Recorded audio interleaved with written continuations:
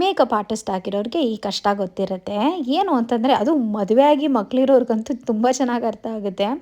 ನಾವು ಇಂಡಿಪೆಂಡೆಂಟ್ ಆಗಿರಬೇಕು, ಗಂಡನ ಹತ್ರ ಕಾಸು ಕೇಳಬಾರ್ದು, ಎಲ್ಲನೂ ನಾವೇ ಮ್ಯಾನೇಜ್ ಮಾಡಬೇಕು ಅನ್ನೋ ಕಾನ್ಫಿಡೆನ್ಸ್ ಮೇಲೆ ಈ ಕೆಲಸಗಳೆಲ್ಲ ನಾವು ಮಾಡ್ಕೋತಾ ಇದ್ರೆ ರಾಮ ಕಮೆಂಟ್ ಪಾಸ್ ಮಾಡೋರ್ಗಂತೂ ಎಷ್ಟು ಈಸಿ ಅಂದರೆ, ಈ ಜನಗಳು ಯಾವಾಗಲೂ ನೋಡು ಅಮ್ಮ ಮನೇಲಿ ಇರ್ತಾಳೆ, ಅಮ್ಮ ಮನೇಲಿ ಇರ್ತಾಳೆ, ಅಮ್ಮ ಮನೇಲಿ ಏನು ಇವಾಗ ಇದ್ರೆ ಏನು ತಪ್ಪು, ಅಮ್ಮ ಮನೇಲಿ ಮಗುನೆಲ್ಲ ನೋಡ್ಕೋತಾರೆ, ಎಲ್ಲ ಸೌಕರ್ಯಗಳಿರುತ್ತೆ ಅಂತ ಹೇಳಿ ಹೋಗಿ ಬಿಡ್ತೀವಿ, ಹೋಗ್ತೀವಿ.